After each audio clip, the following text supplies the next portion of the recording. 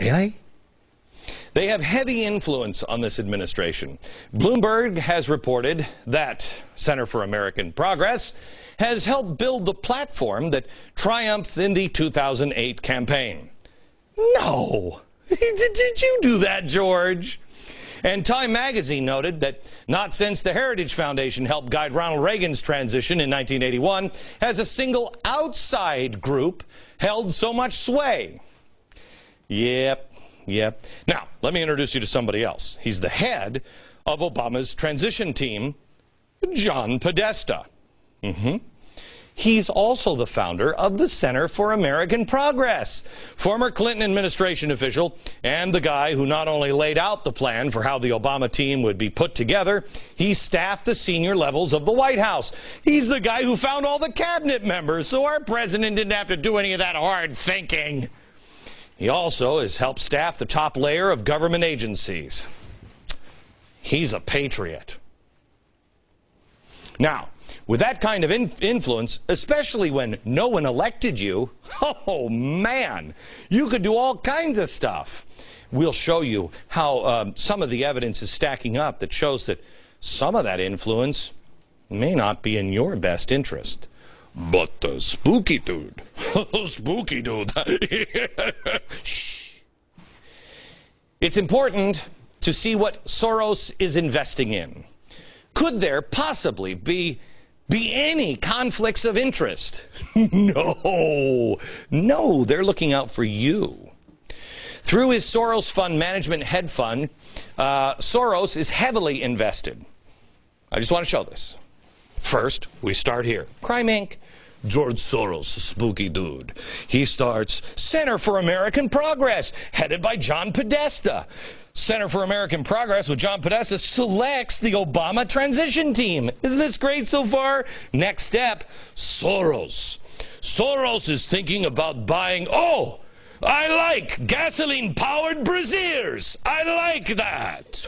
That's what, I'm not, what, it's an oil company? Uh-oh, spooky dude must have gotten it wrong. Almost $1 billion to Petrobras. Yeah, now this caught my attention. Seemingly nobody else has caught this one.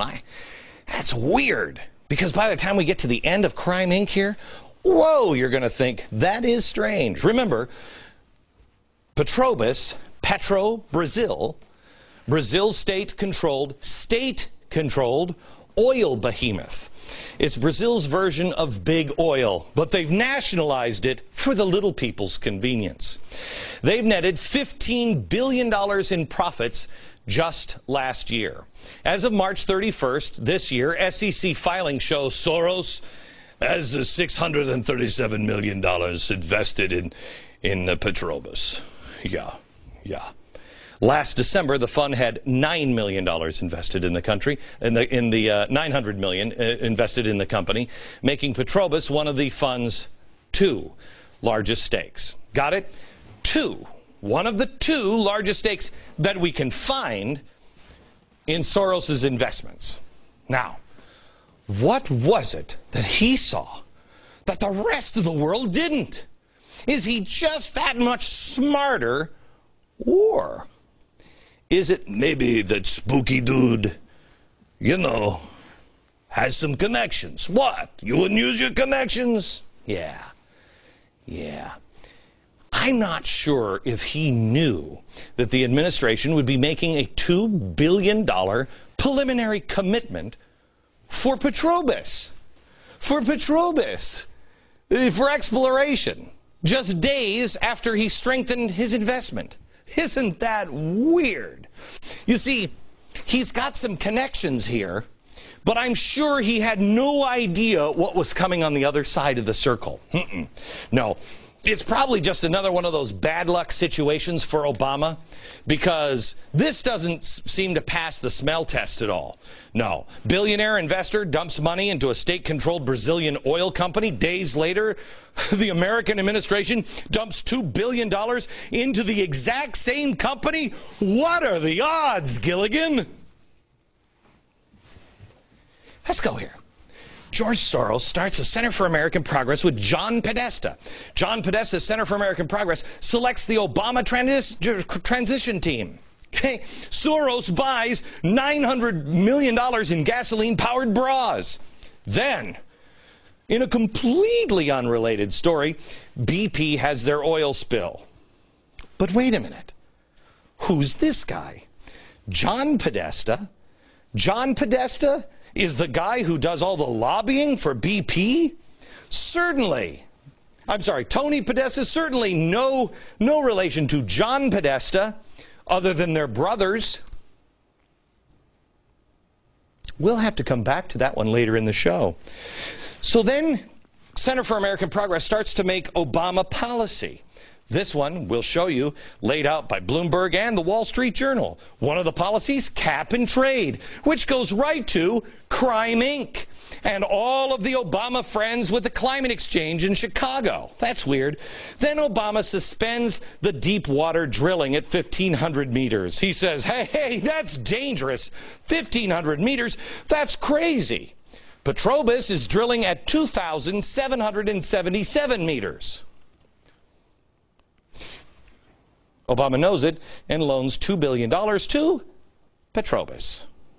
Last stop, Petrobras shareholders get rich. Oh my gosh, we're back at the beginning. Shareholder, Petrobras getting rich. You getting screwed.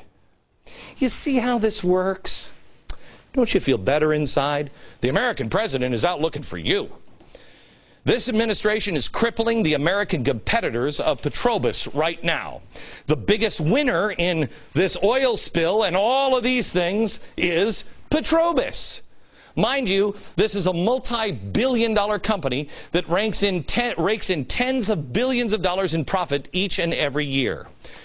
Why would we loan Petrobras $2 billion? Why would we be loaning and investing in another country's offshore drilling while banning ours? A lot of questions. Good thing we have another 43 minutes. Circle of Crime keeps going around. Next. Do you mind if I take off my jacket? Because we got a lot of work to do, and it's boiling in this city. And the nice thing about New York at this time of year, it doesn't smell like vomit or urine at all. The Overton window, I want to tell you about this real quick. Out in bookstores everywhere. I wrote this book for people that, you know, they're really, really close. Almost have them, but they need a story to go along with it. That's the Overton window. It's a thriller for summer. Read it. It's the last 20 pages or so are just the things that are in it that are true that will boggle your mind. Available everywhere and at glennbeck.com/books. Okay.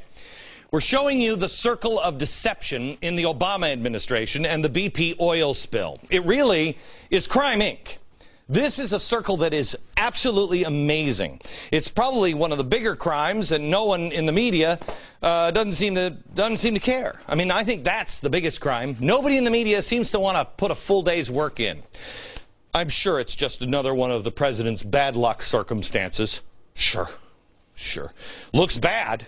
George Soros, the influential progressive billionaire, you know, heavily invested in Petrobras and stands to make a fortune if the value goes up. And guess what's happening to the value because of what's happening with the Gulf and the whole thing that the Center for American Progress, which he started and runs by John Podesta and Obama, is now doing. It's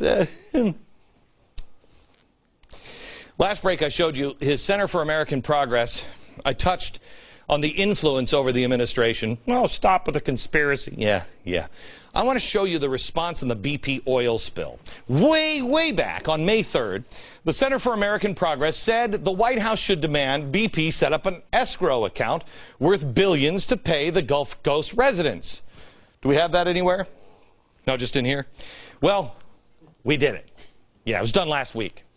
May 4th, Center for American Progress suggested that Obama name a commission to investigate the causes of the BP oil spill. And on May 22nd, Obama did it.